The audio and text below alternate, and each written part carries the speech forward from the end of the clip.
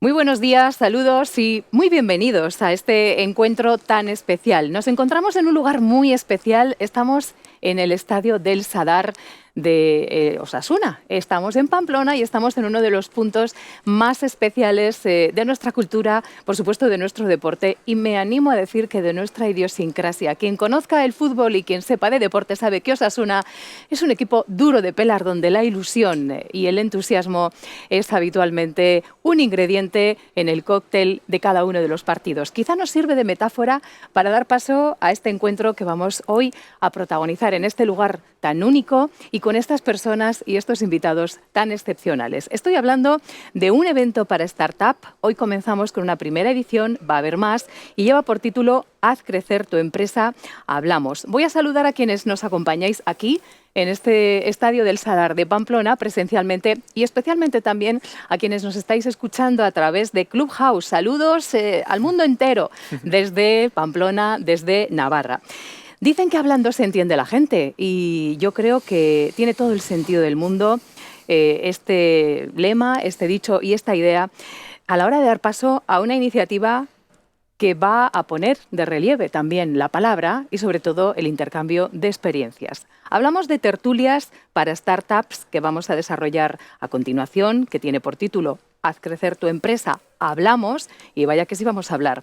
La de hoy es la primera de una serie de 3 tertulias que CEN, la Confederación de Empresarios de Navarra, organiza en este año con la colaboración de CEIN y de la Universidad Pública de Navarra y la financiación del programa Lidera del Servicio Navarro de Empleo. Gracias por hacerlo posible. El objetivo de estos encuentros, fomentar e impulsar la creación de nuevas startups a través de, principalmente, la promoción de emprendedores locales, de la inspiración que despiertan y de los valores que hay detrás de cada uno de estos proyectos que hoy y en los próximos días vamos a conocer. Su experiencia en primera persona va a ser lo que nos va a vincular y lo que nos va seguramente a inspirar en la próxima hora. Hoy vamos a poner el foco en las startups emergentes con una facturación de entre 0 y 1 millón de euros y lo vamos a hacer de primera mano entendiendo cuáles son los retos, cuáles son los riesgos, cuál es la ilusión, cuál es el motor que a cada uno le ha movido en todo este tiempo y sobre todo su funcionamiento y bueno, pues las tripas, ¿verdad? El mecanismo que hace posible que a día de hoy estos 4 emprendedores y emprendedora pues hayan llegado a donde están, entre 0 y 1 millón de euros, porque ellos ya han pasado por aquí, lo conocen muy bien, por eso nos lo van a contar. Así que voy a presentarles y darles paso. Ellos son los protagonistas fundamentales. Maite Agüeros, ¿cómo estás? Buenos días. Bienvenida, Maite. Gracias. Ella es co-founder y CEO de Innoap Pharma. Ahora nos lo cuentas. Saludo también a Juan Torroba, que es también fundador y CEO de Be Wanted. Juan, ¿cómo estás? Muy bien. Buenos días. Gracias por la invitación. Es un placer tenerte aquí. A mi lado también nos acompaña Javier Vidorreta, founder y CEO de Vidorreta Design. ¿Qué tal, Javier? Muy bien, encantado. Bienvenido. Gracias. Y Adrián Miranda, co-founder también y CEO de Multihelpers. Adrián, ¿listo para salir al terreno de juego? La verdad que sí, estamos aquí en una zona perfecta, a pie de campo. Quienes no nos veis, que sepáis que estamos a pie de campo, nunca mejor dicho, casi en el banquillo, calentando motores. Bueno, para calentar motores, qué mejor que un pequeño ejercicio para ponernos todos ya en situación. Ya conocéis el elevator pitch, probablemente. Es una pequeña dinámica bueno, que toma su nombre precisamente de una supuesta situación en la que imaginemos un viaje en ascensor de menos de 2 minutos donde cualquiera de nuestros invitados, emprendedores, se encontrarían con un posible cliente, inversor, qué sé yo. Lo que nos tienen es que seducir, enamorar, inspirar y despertar nuestra atención. Así que, ¿estáis listos? ¿Comenzamos? Lo vamos a hacer muy bien, menos de 2 minutos. Tengo cronómetro para quien no nos vea y le vamos a dar al dedo en el momento en el que Maite me diga que está lista para comenzar y presentarnos su proyecto. Adelante. ¿Estás lista, Maite? Sí. Pues preparados, listos, ya. Venga, al ascensor. Cuéntanos. Bueno, en Innoap Pharma lo que hacemos es desarrollar medicamentos innovadores basados en nanomedicina y lo hacemos para tratar aquellas enfermedades para las cuales a día de hoy no hay ninguna cura o para aquellas enfermedades cuyos tratamientos pueden ser muy mejorables. Lo que conseguimos con la tecnología de Innoap es hacer que los medicamentos sean más seguros y menos tóxicos, es decir, más eficaces. Ahora mismo estamos desarrollando 2 productos en fase clínica. Tenemos un novedor tratamiento para el cáncer de mama y tenemos un segundo producto para el tratamiento de las alergias alimentarias. Perfecto, Maite, madre mía, en 38 segundos yo ya quiero invertir. Fantástico. Vamos a escuchar ahora a Juan, que también, en un máximo de 2 minutos o lo que tú quieras, nos va a contar en qué consiste su proyecto y nos va a encandilar. Cuando quieras, ¿estás preparado? Estoy listo. Venga, adelante, Juan. Bueno, en BeWanted somos una plataforma web que viene a mejorar el proceso tan tedioso que creo que todas las empresas y candidatos del mundo tenemos cuando vamos a buscar o talento o vamos a buscar una empresa donde trabajar. Los datos son demoledores. El 90% de los candidatos que aplican a las vacantes de empleo de los portales tradicionales que todos conocemos tienen 0 posibilidades de entrar en el proceso de selección. Eso quiere decir que hay un 90% del tráfico en Internet de currículums que van y vienen que tienen ninguna posibilidad, ¿no?, de avanzar. Y eso es lo que hemos venido a cambiar en BeWanted. Es verdad que llevamos un largo camino porque empezamos en un momento en el que el mundo hablaba de todo lo contrario, porque solo se hablaba de ofertas de empleo, y venimos a trabajar un modelo que es el inverso. La creación de pools de talento especializados por industria, sector, tipos de perfiles, que hagan más fácil el no tener que comparar peras con manzanas, ¿no? Si tenemos que contratar un médico o tenemos que contratar un piloto de drones, las características de empleabilidad no tienen nada que ver. Básicamente hemos creado un sistema que lo que hace es conectar a través de un marketplace de marketplaces todo este tipo de perfiles, mejorando el proceso. Somos unos 50 locos dentro de la organización. Estamos en 6 países diferentes, cubrimos unas 20 regiones a nivel global y hay más de 2 millones, por ejemplo, de jóvenes universitarios dentro de nuestros sistemas y 10.000 empresas utilizándolo. Así que así estamos, intentando cambiar un poquito el mundo. Nada mal, ¿eh? En 1 minuto y medio también nos ha conseguido interesar y ha despertado nuestra atención. Va a ser Javier Vidorreta. Ahora quien nos hable de Vidorreta Design. ¿Estás listo, Javier? Perfecto. Venga, al ascensor, cuando quieras. Tiempo. Bueno, pues nosotros somos un estudio de diseño que, como un servicio de terceros, lo que hacemos es trabajar con otras empresas para crear nuevos productos. Aportamos conocimiento en la fase de I+D y entonces lo que hacemos es que el nuevo producto que salga, ¿no?, pues salga enriquecido con una visión que, bueno, pues yo creo que complementa mucho la de la empresa que nos contrata, ¿no? Esa en la parte de producto. En la parte de marca lo que hacemos es trabajar en crear una nueva identidad de marca para las empresas que necesitan ese proceso. Esas serían nuestras 2 áreas fundamentales. Y luego, como somos diseñadores, somos inquietos y estamos todo el día pensando cosas, pues se nos ocurren también nuestras propias ideas y de ahí, bueno, pues surgen nuevas oportunidades que las explotamos nosotros y hacemos pues nuestros propios proyectos de I+D, que algunos se han convertido en empresa. Entonces, bueno, ahí ya tenemos también una serie de propuestas en las que estar entretenidos, pero bueno, como hablamos de Vidorreta Design, me centro en eso y así ya cumplo el tiempo y... En 1 minutito, ¿eh? Javier también ha conseguido describir de alguna forma y sobre todo darnos un panorama 360 de lo que hace. Nos toca escuchar ahora a Adrián Miranda de Multihelpers. Adrián, ¿estás listo? Preparado. Venga, pues vamos a ello. Cuéntanos. Multihelpers es una plataforma web que facilita la resolución de reparaciones y mantenimiento de hogar. Cualquiera ha tenido un grifo que gotea, la cisterna, una persiana, cualquier cosita que se te puede estropear en casa. Hablando de datos, te puede costar entre 8 y 12 días conseguir un presupuesto con una persona en la que realmente en muchos casos no sabes si te está dando un precio de mercado porque tú no sabes cuánto cuesta una cisterna. Lo que hemos venido a hacer es digitalizar y transformar un poco todo ese proceso de conseguir que tu persiana, tu cisterna o cualquier reparación quede resuelto y lo hacemos en que el cliente que entra a Multihelpers consiga un presupuesto en un promedio de 5 minutos, reduciendo muchísimo el tiempo de 8 o 12 días a 5 minutos para una resolución en muy pocas horas. Esto nos ha permitido entrar a revolucionar un poco lo que es la gestión de los siniestros en pólizas de hogar, que trabajamos con las principales aseguradoras a nivel nacional, o también en el sector inmobiliario, porque al final todo el mundo tenemos una casa o vivimos en algún sitio, pero las principales palancas donde se aglutinan ese tipo de necesidades pues pasan tanto por o nuestro seguro de hogar o directamente la persona que nos está gestionando el alquiler y demás. Entonces, pues hemos ayudado mucho en estos dos sectores, que son muy importantes a nivel PIB nacional, a lo que es la gestión de todos los mantenimientos, digitalizando, bueno, pues metiendo todo el proceso tecnológico detrás para poder llegar a que la persiana quede reparada, que el fontanero toque la puerta de tu casa y tú estés tranquilo directamente. Muy bien, perfecto. Os habéis ido calentando, como lo del banquillo. Se nota, se nota. Perfecto, muy bien.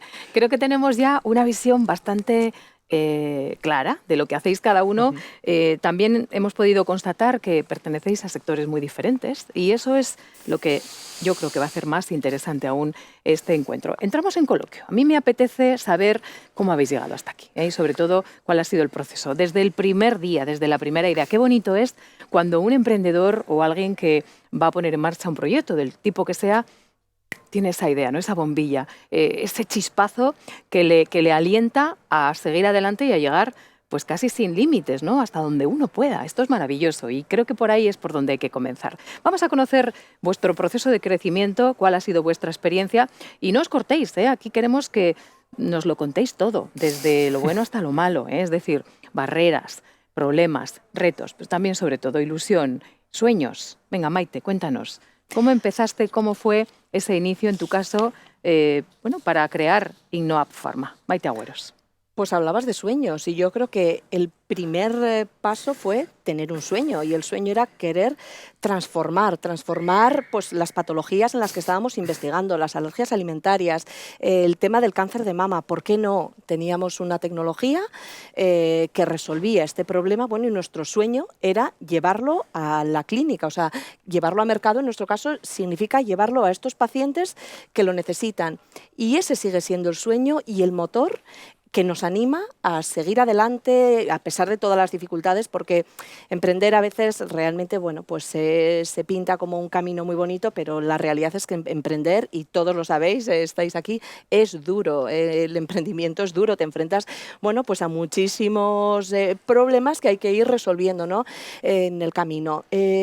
Quizás uno de los mayores problemas o asuntos que teníamos que resolver, ¿no? Porque lo hemos superado bien, fue la financiación. Entonces, para la financiación no solo es la financiación, sino que alguien crea en un PowerPoint, porque en nuestro caso no teníamos un prototipo, no teníamos nada, lo que teníamos era un PowerPoint en el que decíamos que íbamos a ser capaces de eliminar la toxicidad derivada del fármaco quimioterápico que más toxicidad tiene, la íbamos a eliminar y además íbamos a permitir que fuera más eficaz. Teníamos que convencer a alguien de que esto, en un PowerPoint, porque no es más, podíamos hacerlo, ¿no? Y confiaran en nosotros, nos ayudaran financieramente, bueno, pues toda esta parte del proceso, ¿no? Después también, lógicamente, tenemos muchos puntos críticos, como pueden ser el escalado industrial, ¿no? A nivel de laboratorio todo sale perfecto, pero cuando esto lo vas a escalar y vas a hacer toneladas de producto, la cosa empieza a cambiar un poquito. Entonces, bueno, estos sean los principales retos y el reto de la ejecución, que muchas veces también se nos olvida decir, bueno, tienes el dinero, tienes la idea, pero hay que ejecutarla bien. Y además, yo siempre digo que tenemos un solo tiro, no tenemos muchas oportunidades de fallar y volverlo a hacer de otra manera.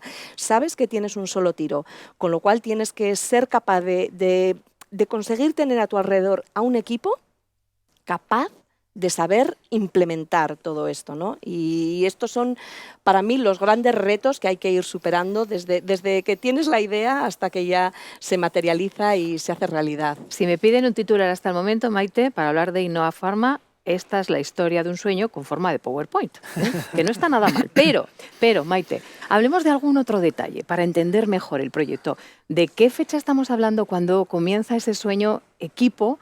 ¿Dónde estabais?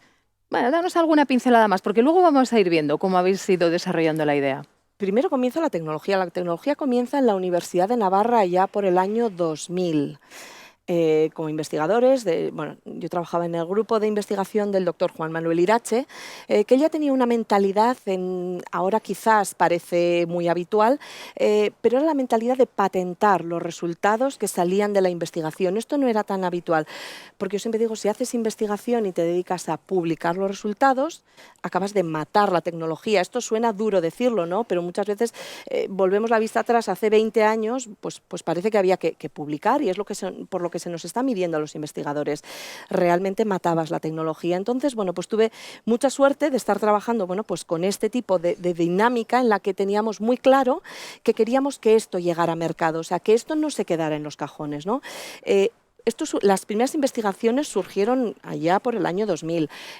Poco a poco, bueno, pues se fueron desarrollando esas pruebas de concepto, se fueron definiendo, hasta que en el año 2013 fue el año realmente clave en el que fundamos Innoap.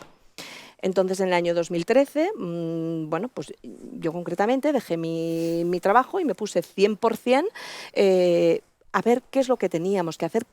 ¿Qué tenemos que hacer para que este medicamento llegue a la clínica, ¿no? Algo que parecía fácil y que para un medicamento al uso pues hay unas guías, se siguen y ya está. Esto era un medicamento innovador basado en nanomedicina para el cual no hay guías, no hay nada. Bueno, es una continua negociación con las agencias reguladoras y dijimos, allá vamos. Decidimos, hicimos nuestro plan de desarrollo y el siguiente punto era buscar la financiación.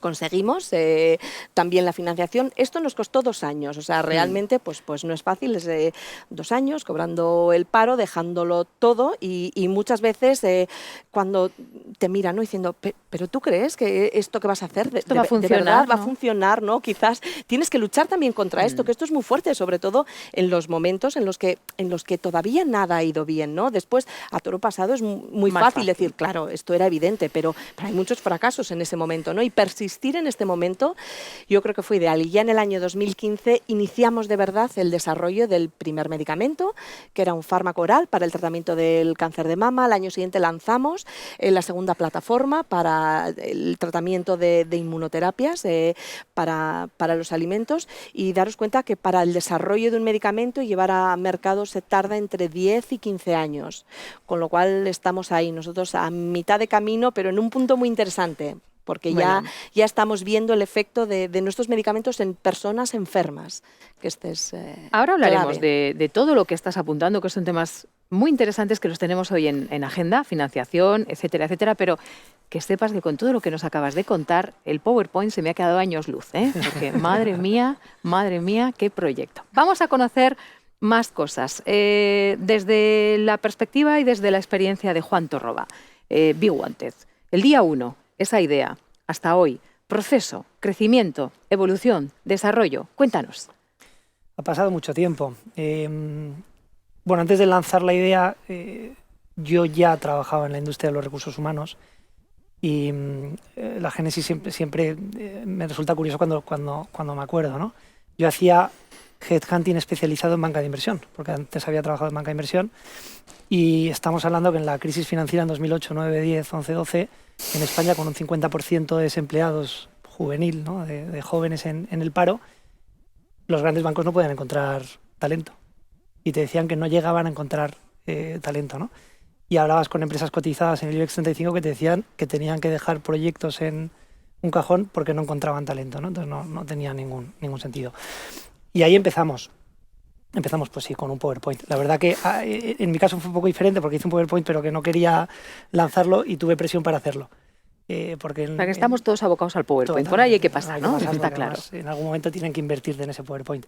Y en mi caso, la verdad que hubo unos locos muy cercanos que, hablando en cenas sobre el problema, me animaron y me dijeron, no, pero te ponemos dinero para que lo lances, ¿no? Entonces, es verdad que ese primer impulso lo tuve un poquito más fácil porque casi yo no quería, la verdad. Y bueno, ahí empezó todo. Es verdad que los primeros años Maite tienes un meritazo porque pensar en que no te puedes equivocar, claro, es complicadísimo, ¿verdad? Nosotros nos equivocamos continuamente. Estamos pensando que lanzamos una idea que iba en contra de todo lo que el mercado decía todos los días. Yo en la oficina, cuando empezamos a contratar a la gente, les decía, no se puede decir oferta de empleo. La oferta es para los coches, las casas, los seguros, pero no para el empleo. Y claro, era complicado, ¿no? Entonces empezamos 3 locos en un garaje. Va cambiando hasta los nombres. Cambiando los nombres, cambiando la semántica. En recursos humanos se llama el Application Tracking System, que es el sistema para aplicar a una vacante, ¿no? Y nosotros decíamos que no había que aplicar a ofertas de empleo, ¿no? Entonces, realmente muy complicado. Es muy difícil encontrar los primeros, los locos. Hablo de clientes que empiezan a comprarte también ese PowerPoint. De hecho, creo que es más fácil conseguir dinero que clientes en ese aspecto, ¿no? Sobre todo cuando la idea es muy innovadora, porque le estás diciendo a alguien que lleva haciendo 90 años algo, que lo haga al revés. Seguramente porque hay que hilar muy fino, ¿no? Y Muy ya cuando fino. te acercas al cliente, Imagínate que le estás diciendo, oye, es que llevas haciendo 90 años las cosas y creo que deberían de hacerse de otra manera, ¿no? Entonces, el cómo lo explicas es muy difícil, ¿no? Pero afortunadamente, pues empezamos a tener los primeros clientes, arrancamos en España. En ese momento yo tenía mucha vinculación con México. En España había mucha demanda de trabajo, pero había poco trabajo. Estamos hablando de que todavía la crisis estaba en Europa y tuvimos la suerte de que México nos ayudó en el crecimiento en Latinoamérica.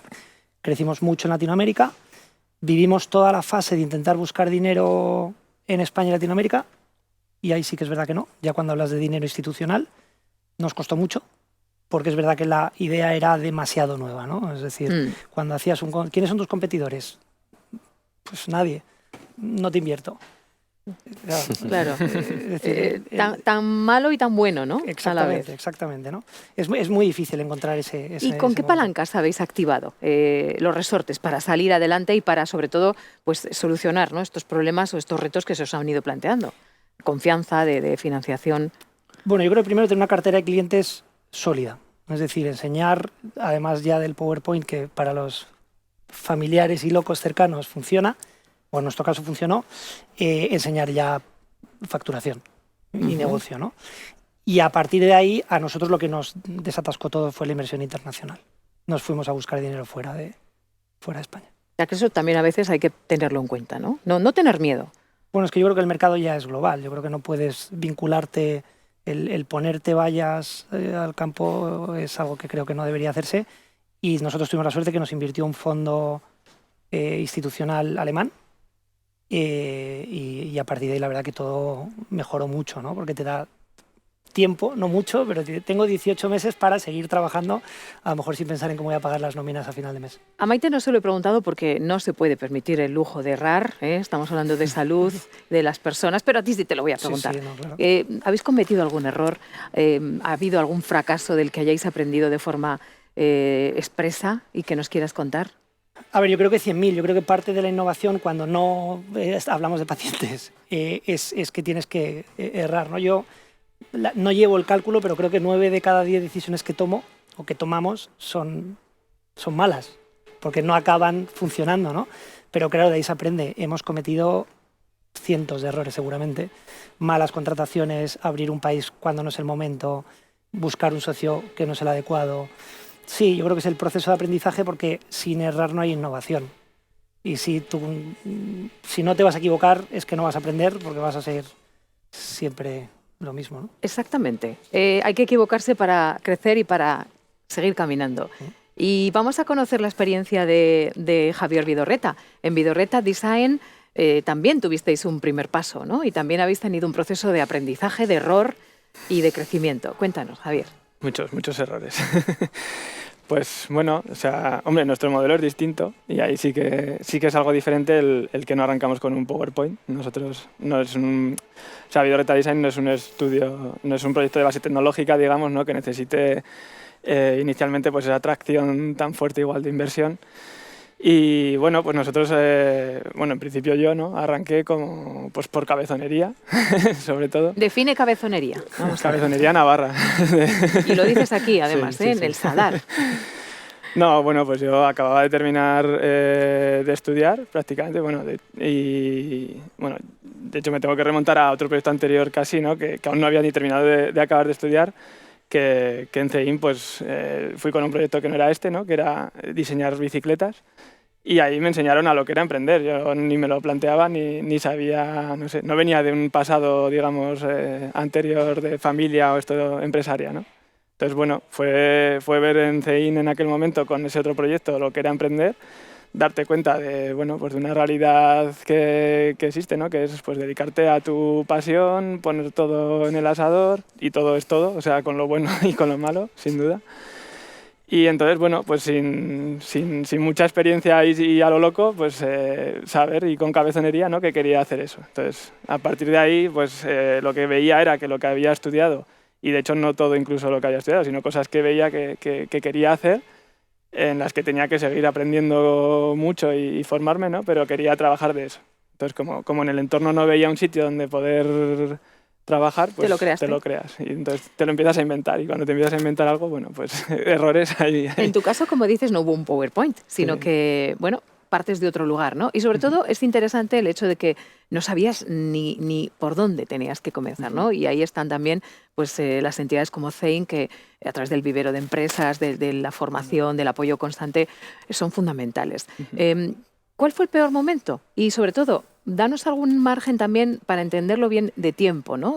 ¿Cuántos años estamos hablando desde el inicio hasta que quizá ya ves que eso toma forma? Sí. Bueno, yo, claro, al ser una andadura, eso, al principio personal, ¿no? Luego enseguida conseguí pues, convencer a gente que había estudiado conmigo, ¿no? Y montamos la primera sociedad. Ahí estábamos hablando del 2016, ¿no? A principios del 2016, cuando empieza, digamos, un emprendimiento de garaje, total, de empezar, ¿no? A partir de ahí, pues bueno, vamos creciendo muy gradualmente, apalancándonos en los clientes como hormiguitas, yo suelo decir, ¿no? Pues un poco a poco, con proyectos, sobre todo con la base de los proyectos sólidos de los clientes que te hacen pues, ir engordando cada vez más y contratando a nuevas personas. Luego, y ahí en todo ese proceso la clave para mí ha sido la formación. O sea, porque claro, yo cómo gestionar una empresa, o sea, al principio sabía cómo diseñar algo. Luego, cómo gestionar una empresa es otra cosa, ¿no? Entonces por eso, vamos, errores ha habido muchos y constantes. Entonces, un poco nuestro proceso ha sido ese, ¿no? Del 2016 a día de hoy, pues ir cogiendo capacidades de gestión, ir creciendo, ir cogiendo capacidades de gestión de equipos, de cómo integrar a todas las personas en la organización, ¿no? ¿Te acuerdas de tu primer proyecto? Sí, sí. ¿Nos lo cuentas? Bueno, pues también otra empresa que pasó por Zein, un producto médico con el que empezamos a trabajar, un analizador de óxido nítrico, Eversense, la empresa, que bueno, pues con ellos empezamos a hacer, digamos, su parte de producto. Bueno, y me he patinado un pelín. Antes que ese fue un proyecto también de Tudela que llegó a nuestro estudio porque, bueno, llegó a mí, que en ese momento, que fue un poco la semilla, porque a mi tío le pedían cosas, mi tío hacía ingeniería electrónica, entonces había un proyecto, una persona que tenía una idea y le pedía planos. Entonces, oye, ¿me puedes hacer planos? Y claro, mi tío ya llegó un momento que decía, yo es que no, electrónicos sí, pero de mecánica no. Y como ya he hecho ingeniería mecánica, pues ahí fue un poco la piedra, ¿no? Que luego empezó a tirar de eso. Te lo preguntaba porque es muy importante, ¿no? Sobre todo cuando empiezas así, tan de cero, ¿no? Que alguien crea en ti y ver que eres capaz de dar soluciones y de sacar adelante, ¿no? Un proyecto o un trabajo. Luego nos sigues contando más cosas, porque enseguida vamos a hablar también de financiación, que estáis todos hablando o bordeando ese tema, que es un tema muy espinoso, fundamental, pero hay que conocer primero de dónde venís para entender hacia dónde vais y dónde estáis, ¿no? Adrián Miranda, cuéntanos la historia de Multihelpers, hablando de crecimiento y de desarrollo, ¿no? Hitos principales. Bueno, pues en mi caso el año es muy parecido. Yo en el 16 llevaba además muy poquito tiempo trabajando por cuenta ajena, pero las inquietudes habituales, que tienes ideas en la cabeza que te van pues todo el día apareciendo, pues había una que no desaparecía de la cabeza y pues llegó el momento de probar suerte, a ver si tenía sentido. Entonces, en ese sentido, era mucho más sencillo lo que pueda ser el primer paso, básicamente, porque al final estás hablando de un tema web en el que validar que mínimo tienes algo de negocio o mínimo el mercado está demandando esto, lo puedes hacer mucho más rápido. Entonces, bueno, en mi caso la entidad fue la Asociación de Jóvenes Empresarios, hacia la que yo utilicé un poco como vía de contacto de otros dos que en ese momento eran empresarios, bueno, que tienen su propia empresa, que ahí fue mi primer apoyo para empujar todo esto, y fue ahí como le dimos forma a lo que era la primera versión de Multihelpers, porque ahí sí que podemos hablar de pivotajes, que hemos hablado en el mundo startupero varios, hasta dar realmente con el producto actual, que nos costó año y medio. Desde que empezamos con un marketplace peer-to-peer de particulares en el que cualquier persona podía solicitar cualquier servicio en el hogar, cualquiera es cualquiera. O sea, desde cuidado de personas mayores, cuidado de niños, un payaso para un evento, camarero, lo que quisieras, en un solo lugar.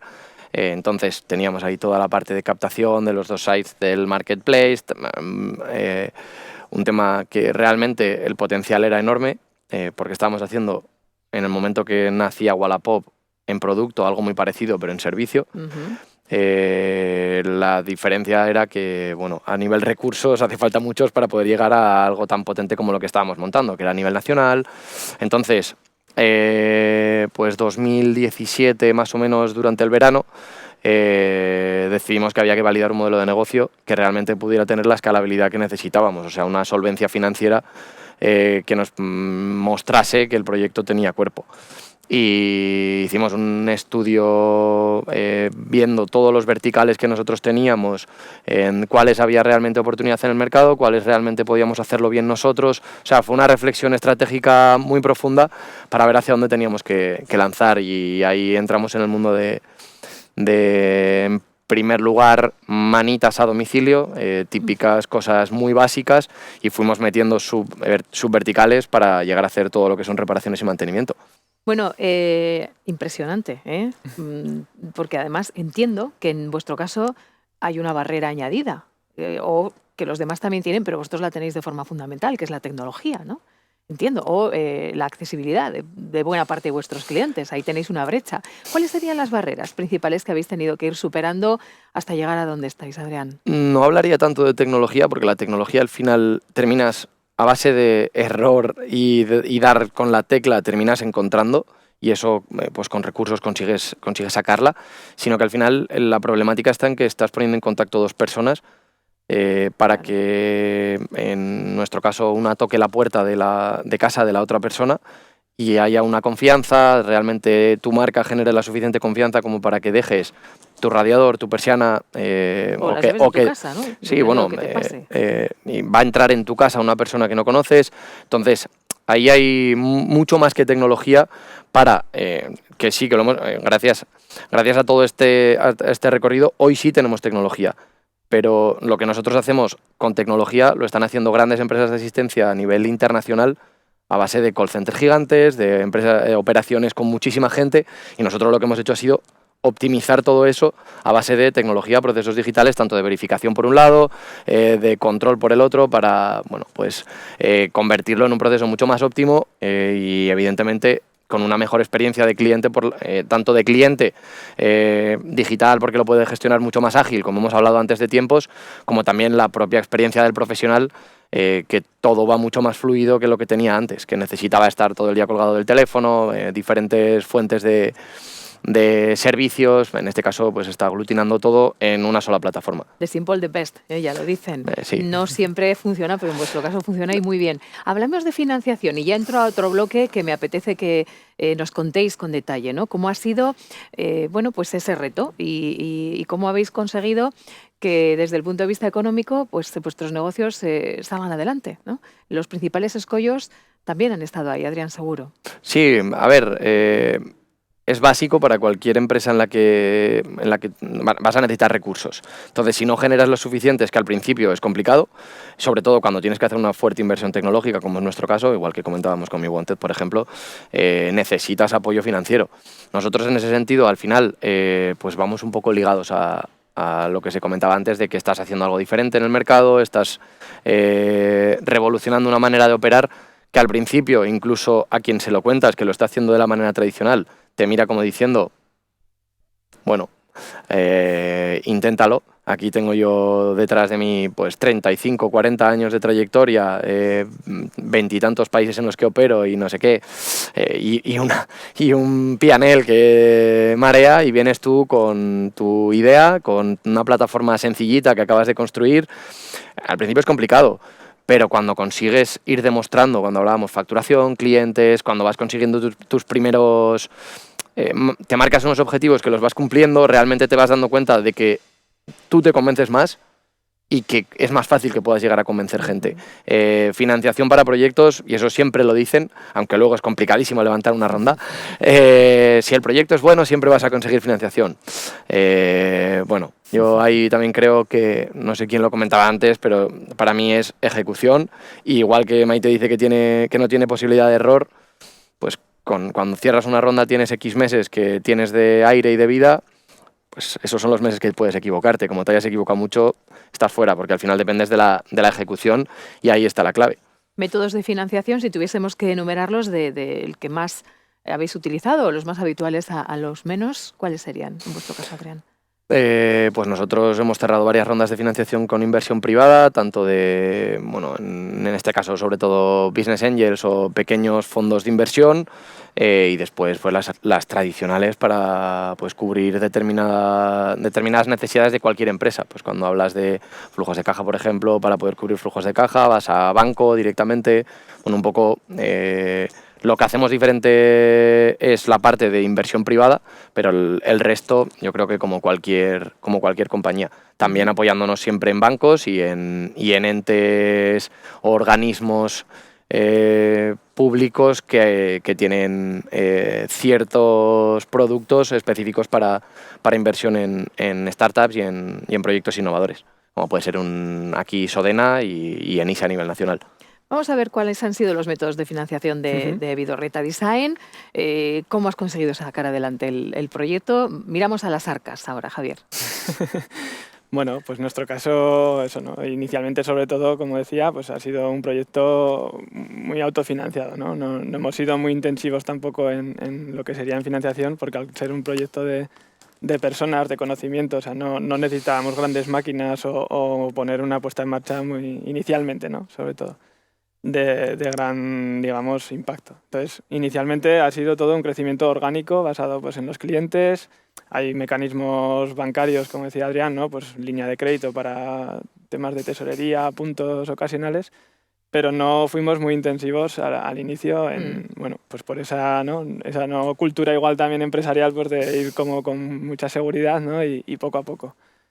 A partir de ahí crecemos y bueno, sí que vamos aprendiendo y viendo cosas y empezamos a explorar también, bueno, pues los proyectos.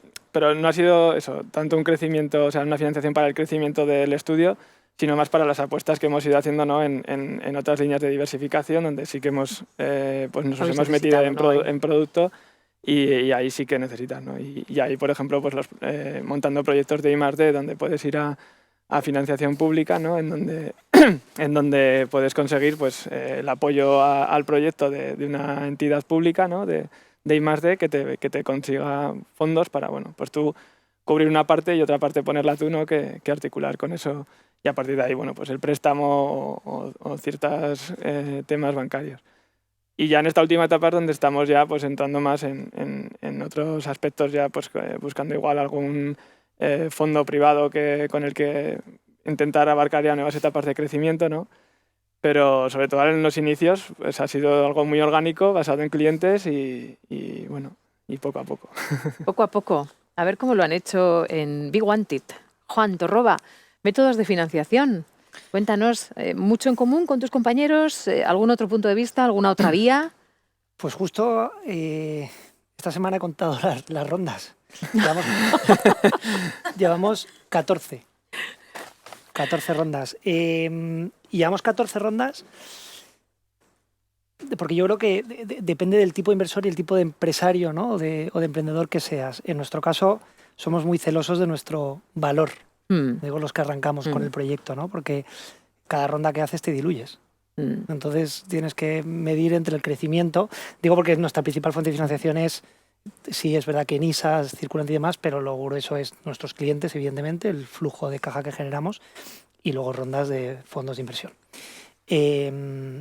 Claro, cada vez que te enfrentas a una ronda, pues tienes que decir cuánto vale mi compañía, cuánto estoy dispuesto a diluirme. ¿Cómo se hace esto? ¿Cómo se valora en cada momento? ¿Cómo se valora la compañía? Pues nosotros intentamos que valga mucho y el inversor que valga poco. Peleando, ¿no? Claro, un poquito. Claro. Y sobre es todo un pulso, es una especie de pulso. Es un pulso cuando además no hay métodos de valoración, porque cuando estás innovando, si estás hablando de una compañía cotizada donde hay cientos de analistas poniendo un criterio, pero en tu caso no. Y además muchas veces hay que entender que el tipo de criterio que tú manejas es diferente al del inversor, ¿no? Yo creo que uno de los ejercicios que creo que nos vino muy bien es entender que te tienes que poner de acuerdo y que tu inversor tiene que tener los mismos objetivos que tienes que tener tú, ¿no? En nuestro caso, por ejemplo, nuestro inversor, que es Joint Capital, que es un fondo alemán, cuando entra en el capital está entrando con su primer fondo. Es un fondo alemán que invierte en B2B, que sabes que te va a dar tiempo, que te va a dar un margen para demostrar el modelo, ¿no? Entonces, como que hablando se entiende la gente, pues cuando hablas con él y dices, oye, te voy a dar resultados de esta manera, ¿no? Pero sí, 14 rondas, la verdad que... Bueno, yo creo que esto ya es como las cicatrices, ¿eh? Hay que llevarlas con honor, ¿no? Como debe ser. El notario de Madrid se muere de risa cada vez que lo ve. Claro que sí. Esto es también pues veteranía, al fin y al cabo, ¿no? Y experiencia y crecimiento. Todo va, creo yo, en el mismo saco. Maite, ¿cómo ha sido vuestro proceso, ¿no? La financiación, entiendo por lo que nos has dicho al principio, os ha hecho sufrir, pero también os ha hecho aprender mucho. ¿Qué destacarías de este tema? Bueno, en nuestro caso hay que entender que el riesgo intrínseco que tiene nuestro modelo de negocio es muy elevado. De hecho, si hablamos de datos, el 80% de las empresas biotecnológicas fracasan antes de los 3 años, ¿no? Con lo cual, yo entro a un banco y salen corriendo. Este no es el sitio para entrar InnoApp para nada. Nos saludamos y punto. Nosotros nos financiamos a través de fondos de capital riesgo, hablando la palabra riesgo en mayúscula, porque lo tenemos elevado a la enésima potencia. Y eso hay que asumirlo y hay que entenderlo también, porque eso nos condiciona muchísimo el modelo de negocio. No es solo que nos financiemos de esta manera, sino que también el proyecto, para ser financiado, tiene que ser susceptible de que a estos fondos, a estos grupos capital riesgo, les interese. ¿Y cómo les interesan estos proyectos? Pues realmente si saben que un número muy importante van a fracasar, a pesar de que ellos elijan bien, bueno, pues saben que con 2, 3 proyectos, incluso uno de cada fondo, que salga adelante pueden compensar esas pérdidas. Con lo cual, el modelo de startup tecnológica, per se, y por ese modelo de financiación, tiene que tener un modelo de éxito y de crecimiento exponencial. Esa es la clave para poder ser invertible. Entonces, nuestro modelo de negocio tiene un crecimiento exponencial y por eso nos financiamos no solo a través de capital riesgo, porque luego también, a ver, en España hace 10 años no existía el capital riesgo. Estamos hablando de algo que parece que ha existido toda la vida, pero no, ni casi había emprendedores, startups, ¿no? Tecnológicas. El gobierno ahí también, en general, ha hecho su papel de apalancar también, ¿no? Lo que ha hecho, bueno, pues un fondo pone 5, el gobierno pone 5, pues 5 más 5, con 10 vamos haciendo algo, ¿no? Pues apalancar sobre todo esas ideas tan innovadoras y tan arriesgadas, ¿no? Entonces, yo creo que ya se ha creado pues ese equilibrio, ¿no? Para que la rueda siga funcionando y ahora falta pues que esto se haga mucho más grande, ¿no? Que haya muchos más fondos y muchas más empresas que puedan financiarse, pero en nuestro caso ese es el mecanismo principal, además de que podamos utilizar evidentemente algunas, bueno, pues sistemas financieros distintos, ¿no? Bueno, tax lease, historias, pero bueno, son minoritarios. Principalmente es capital riesgo y préstamos blandos. Estamos llegando al final de este espacio, nos da mucha pena, el último bloque. Ya voy avisando a quienes aquí nos acompañan que enseguida también va a haber coloquios, si queréis hacer preguntas, para que ya la vais pensando, pero voy a haceros una pregunta relámpago, así para despertarnos. Si hay alguien que se está durmiendo, porque es casi ya la hora, pues que no lo haga. Palancas de crecimiento, si yo os pregunto, un ranking del 1 al 5, del 1 al 3, orgánico e inorgánico, ¿cuáles serían las palancas que habéis activado en función cada uno de vuestras necesidades y de vuestro sector? Maite. En nuestro caso, la palanca de crecimiento principal ha sido invertir en plataformas tecnológicas, es decir, los productos que estamos desarrollando, esta tecnología nos sirve para desarrollar un primer fármaco para el cáncer de mama, pero esta misma plataforma que estamos desarrollando, si validamos esta prueba de concepto en pacientes, crecerla y podemos desarrollar numerosos fármacos que puedan beneficiarse de esta tecnología, ¿no? Crecemos vía plataforma y generación pues, de nuevos productos de manera interna. Siguiente, vamos a ver cuáles son las palancas de crecimiento para Juan. De alguna manera, orgánico, inorgánico, del 1 al 3, del 1 al 5, ¿qué nos dirías? Yo creo que la principal es que funcione, es orgánico, es cumplir con lo prometido. Un cliente que repite contigo es un exitazo, ¿no? Entonces, el empeñarnos muy bien en nunca sobrevender y siempre entregar lo prometido, ¿no? Aunque sea a pequeña escala, porque no puedas estar haciendo mucho. Yo creo que esa es la principal palanca para crecer sosteniblemente. Javier Vidorreta también lo ha dicho, el orgánico fundamental, ¿no? La confianza, y creo que estáis todos de acuerdo. Pero, ¿qué añadirías, Javier? Bueno, o sea, la vía de crecimiento orgánico es hacer bien las cosas, ¿no? Entonces, en nuestro caso, pues hemos tenido la suerte de que no hemos salido casi a vender. Ha sido casi también a veces igual, ¿no? Lo veo como un defecto, pero ha sido porque como nos han ido viniendo proyectos y proyectos, te ves trabajando, ¿no? Te ves metida ahí remangado y al final, pues te echas luego la vista atrás y dices, jolín. Está vivo, ¿no? Al El final boca a es un- boca te trae claro, es cosas, un te proceso. metes de lleno en ellas y al final, bueno, pues estás ahí basando el crecimiento en los clientes, ¿no? Y luego en el equipo, o sea, en crear las estructuras internas que te permitan abordar ese crecimiento, ¿no? Que es la clave. Y ahí, bueno, pues es fundamental. Creo que estáis de acuerdo también, Adrián, ¿no? ¿Algo que añadir sobre esto? ¿O tienes otro ranking distinto? No, a ver, yo creo que por el momento en el que están todas las compañías, el pasar al inorgánico pues, es como algo que puede venir un poquito más adelante. Todos estamos enfocadísimos en hacer crecer a base de clientes y no solo que el cliente repita, sino que hablen bien de ti. En momentos, nosotros por ejemplo que trabajamos en la parte B2B con pues, empresas muy grandes, para llegar a conseguir el contacto adecuado dentro de una gran aseguradora o una gestora socimi inmobiliaria grande, cuesta. Sin embargo, cuando vienes referenciado por el similar en otra, es pues siempre mucho mejor. Entonces, no solo hacer el trabajo bien para que ese cliente se quede, sino para que hablen bien de ti.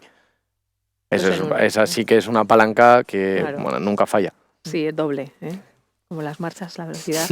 Una última cuestión, y también rápida, para dar paso a las preguntas y al coloquio. Crecimiento, posicionamiento, nacional, internacional, decíais, no hay que tener miedo, no hay que tener complejos, hay que soñar a lo grande, ¿no? Adrián. Nosotros nacimos con solamente una plaza en la que operábamos, que aunque lo hacíamos desde aquí, era Madrid, por volumen de personas y porque los clientes principales los podíamos tener allí. Lanzamos esto en el 17, en el 18 lanzamos Barcelona, 19 abrimos Valencia y Zaragoza y Alicante. El año pasado nos hicimos fuertes en las plazas en las que estábamos, gracias a... Bueno, salimos reforzados del COVID después de un paro en absoluto, porque a ver quién era el que abría la puerta para que entrase alguien en su casa en ese momento.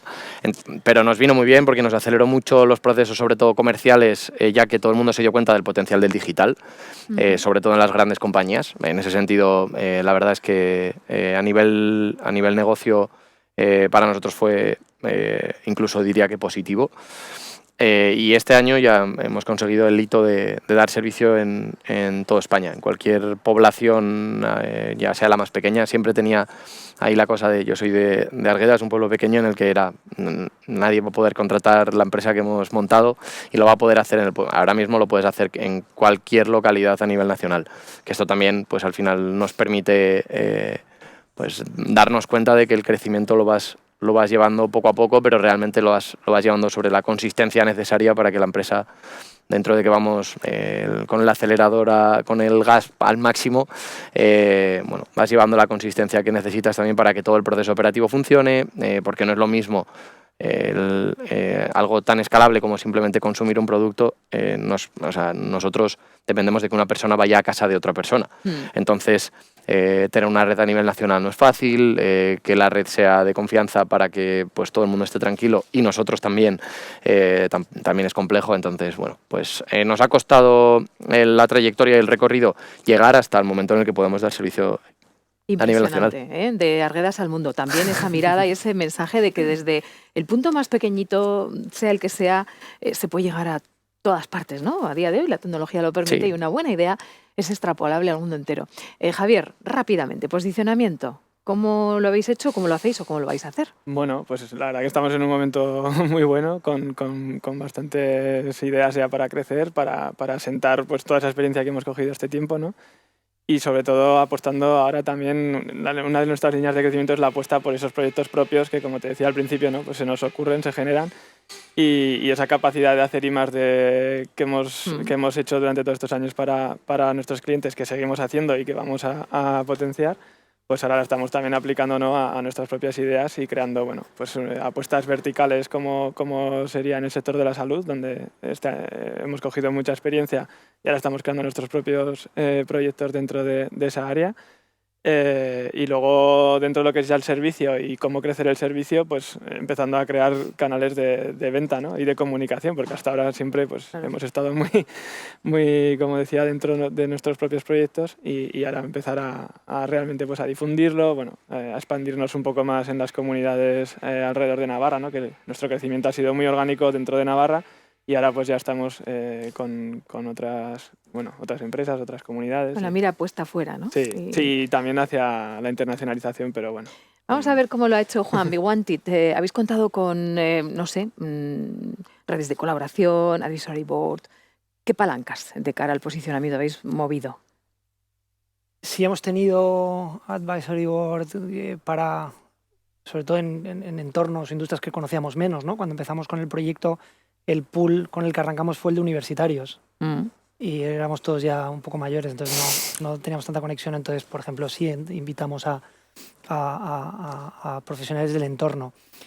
Luego en la internacionalización, yo creo que muchas veces nos pasamos de frenada por un tema de salud, porque por mucho que quieras digitalizar hay un tema humano que necesitas un director, necesitas traducir la web, necesitas conocer la cultura del mercado en el que vas a estar.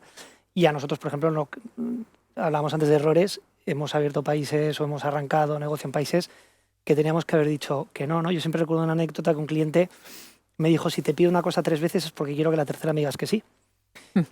Y, por ejemplo, hicimos... otro cliente nos pidió abrir un proyecto en Corea, hicimos que sí. Claro, el embolado era tremendo, ¿no? Porque teníamos Latinoamérica, Corea, tuvimos que contratar equipo coreano para poder atender. Hoy yo creo que no lo hubiésemos hecho, ¿no? Porque no tienes tiempo suficiente en el día para poder atender todo tantas lo que cosas, requiere. ¿no? Claro, yo tengo mi familia, 3 hijos, mi mujer, y paso 200 y pico días al año fuera de casa, ¿no? Porque vas viajando en las diferentes... Tienes que estar. De hecho, COVID nos ha pegado fuerte en tema de cultura, ¿no? Porque es muy difícil, por ejemplo, conectar a nivel internacional por una pantalla, porque al final necesitas tomarte una cerveza con el equipo, ¿no? Y sí, yo creo que muchas veces el saber decir que no. Eso también es importante, sí. De cara al posicionamiento, de cara al crecimiento. Maite, ¿qué nos dirías un poco hacia dónde vais? ¿Cuáles van a ser vuestros próximos retos?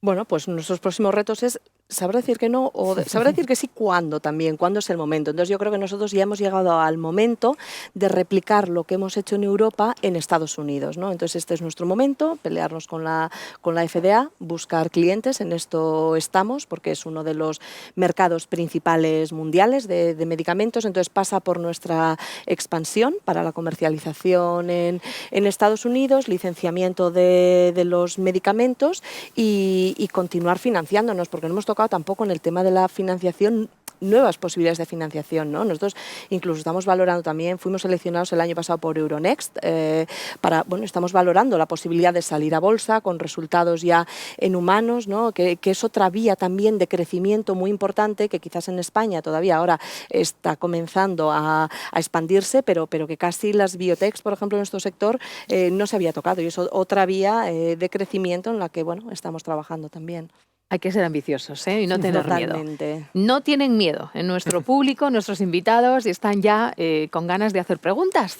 Los últimos minutos los vamos a dedicar también a esto, ¿no? Al coloquio. Os voy a pedir que si alguien quiere hacer alguna pregunta, levante la mano, porque tenemos un micrófono, una persona que ya te lo entrega. Estos proyectos. Y yo quería preguntaros más por el plano personal. Está claro que nos habéis contado qué hace vuestra empresa, para qué nació vuestra empresa. Y os quería preguntar en esa disociación entre empresa y persona, ¿no? Porque a veces es difícil, ¿no? Incluso elegir el puesto que quieres tú dentro de la empresa o ceder a otro el puesto. Y hablaba también Juan de las rondas de financiación. En ese momento en que te planteas, la empresa era mía, deja de ser mía. ¿Eso es mejor para mí o es peor para mí? Porque igual es mejor para la empresa y es peor para mí, ¿no? En ese momento, ¿cómo estáis viviendo la empresa y vuestro emprendimiento? ¿Está mejorando vuestra vida? ¿Os está ayudando a mejorar vuestra vida o no? Muchísimas gracias, Iñaki. Venga, vamos a ver, rapidísimo, también en plan elevator pitch. Bueno. En casi una frase o dos, ¿qué diríais? Sí, Persona, totalmente. Sí, empresaria. persona. Yo creo que hay que buscar ese equilibrio. Yo creo que es fundamental.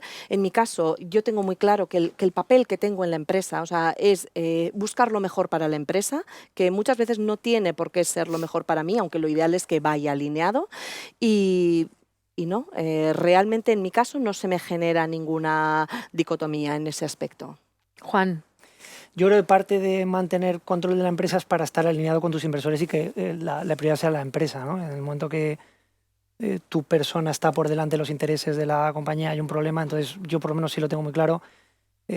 Pierdo mucho dinero todos los días intentando ganarlo a futuro por mi participación en la compañía, ¿no? En el momento que eso no es así es que hay que buscar otro gerente, otra persona y te tienes que apartar. Si a nivel personal, vamos, yo en mi caso no cabe duda que necesitas tener a alguien al lado que entienda que te metes por la noche y te levantas a las 5 de la mañana y estás pensando en una nómina que tienes que pagar, un problema que has tenido en Corea, ¿no? Y te tienen que apoyar. Javier. Sí, hombre, yo en lo personal, ¿no? Y decías de separar, no hay dos cosas para mí. Es como vivir, digamos, pues inmerso, ¿no? Es que, de alguna manera, un poco yo lo que siempre he sentido es que esto es una filosofía de vida. O sea, no es una cosa laboral, no es una oferta a la que te presentas, ¿no? Entonces es una filosofía de vida que si la sientes o sientes esa llamada y realmente es lo que te motiva, pues no sabes hacer de otra manera y entonces vives, pues, de alguna manera, ¿no? Yo creo, inmerso en esta dinámica, ¿no? Y esta dinámica es pues levantarte a las 5 de la mañana y apuntarte una idea o irte muy tarde o levantarte muy pronto o estar siempre disponible, ¿no? Entonces, si ha mejorado o no, yo es que como no he conocido otra manera de hacer las cosas, ¿no? Pero bueno, creo que todo tiene pues, cosas buenas y cosas malas. O sea, no será la mejor, pero tiene muchas cosas buenas y si te gusta, pues es la única manera, yo creo, de enfrentarte a esto, que de otra manera, si lo haces a desgana, es imposible, yo creo. No sé. El emprendimiento es una forma de vida. Sí. Adrián. Sí, bueno, realmente pues el poder levantarte con la ilusión de que sabes que lo que estás haciendo es lo que realmente quieres hacer, yo creo que es básico. Sí que es fundamental para ese equilibrio que los pilares que puedas tener o necesitar en tu vida personal estén bien fuertes. Porque al final, lo que decíamos, ¿no? Todo está, lo bonito es muy bonito y lo que sale en los periódicos o en un podcast o vas a poder leer y demás siempre va a ser lo bonito, pero luego te vas a casa el 95% de los días pensando en los marrones que hablábamos de una nómina, es que tengo que abrir un mercado, para cumplir el objetivo del próximo semestre, necesito lanzar una línea nueva, lo tenemos muy verde, o sea, siempre hay muchísimos retos y depende de la posición que tú ocupas en la empresa, pues al final pesa más la mochila que vas cargando y pues o tienes unos buenos apoyos y buenos pilares y esa compensación entre las dos cosas que tienen que ser una, o realmente yo en mi caso no podría conseguirlo. Tiene que compensar. ¿Tenemos alguna otra pregunta? Nos quedan 3 minutos. A ver, ¿alguien se anima? Sí, adelante. También muy brevemente, soy Santiago Iraburu de la Universidad Pública de Navarra, del Consejo Social, y en la descripción que habéis hecho de vuestra peripecia se observa que casi todos o todos en realidad no habéis estudiado para ser empresarios o para ser empresarios / emprendedores, sino que tenéis otra formación o incluso una trayectoria profesional larga previa en otra actividad. Y con Javier, desde el Consejo Social, llevamos un tiempo muy relacionados con emprendedores y se observa que a veces hay proyectos que nacen con un tándem de una persona que tiene más capacidad de gestión de empresa y otra que aporta un poco la idea del negocio, la parte tecnológica, pero es más frecuente que eso no ocurra. Entonces, mi pregunta es, el lado de vuestra capacitación para ser lo que sois, verdaderamente, que es ser empresarios, ¿de qué manera la habéis ido enfocando? ¿Cómo habéis ido fortaleciendo ese aspecto que quizá no era el que teníais en la cabeza inicialmente? ¿Queréis responder rapidito? ¿Hacemos una ronda? En mi caso, yo soy farmacéutica y doctora en farmacia, no sabía gestionar empresas y lo que realicé fue, me formé y realicé un MBA. Esto me ayudó y me capacitó por lo menos para los momentos iniciales poder lanzar el proyecto. pero realmente es un punto muy crítico también. Y bueno, y luego el equipo de socios fundadores en los que estamos, que complementábamos esas tareas. Pero en mi caso fue así. Juan. Yo en mi caso a los 17 años llevaba 3 años haciendo dibujo, estaba matriculado en la universidad para estudiar arquitectura y de repente decidí que no, que quería ser empresario, montar empresas. Y entonces estudié una carrera de empresariales, trabajé en una consultora haciendo banca de inversión, trabajé en un headhunter para saber lo que hacía la gente, básicamente para conocer ideas, y yo creo que me preparé siempre para emprender. Que sí, en mi caso sí tenía muy claro, pero sí que tenía que saber a qué me iba a dedicar en el emprendimiento. Javier. Sí, no, bueno, yo pues continuamente reciclándote, yendo a foros, a encuentros, la CEN organiza un montón de cosas. Adrián y yo coincidimos en NAGE, ¿no? En la Asociación de Jóvenes Empresarios. Compartes experiencias con un montón de gente que está en tu misma situación, aprendes a gestionar, en ese caso desde el prisma de la asociación, pues también diferentes cosas, ¿no? Y eso yo creo un reciclaje continuo, todo el día escuchando podcasts, viendo foros, viendo vídeos. Y bueno, pues un poco autodidactamente y siempre Adrián, con errores. Una línea. Bueno, yo ya te sirve también Yo estudié ADE en la UPNA, por lo tanto sí que iba orientado a esto. Sí que es cierto que después toda la pata tecnológica y toda la pata digital, eso es haciendo. En mi caso sí pequeñas formaciones, pero sobre todo ejecutando. Y errando en la parte digital para aprender qué es lo que funciona y qué es lo que son las palancas de crecimiento. Viva el gerundio, haciendo, ejecutando y creciendo. Muchísimas gracias a los 4. Ha sido un placer escucharos, conocer de primera mano vuestras experiencias. Maite Agüeros, de Innoap Pharma, Juan Torroba, de BeWanted, Javier Vidorreta, de Vidorreta Design, y Adrián Miranda, de Multihelpers. Ha sido nuestra primera experiencia en estos foros para startups que organiza CEN. Haz crecer tu empresa, hablamos, de la mano de CEIN y de la Universidad Pública de Navarra, dentro también de la financiación del programa Lidera del Servicio Navarro de Empleo. Es la primera de una serie de 3. La próxima cita, apuntamos todos en agenda, el 17 de noviembre, que volveremos a conocer experiencias de primera mano. No sé si aquí en el Sadar o en algún otro sitio, por lo menos tan bueno, tan espacioso y tan inspirador. Muchísimas gracias a quienes habéis estado aquí con nosotros y a los que a través de Clubhouse nos habéis acompañado. Gracias y muy buenas tardes.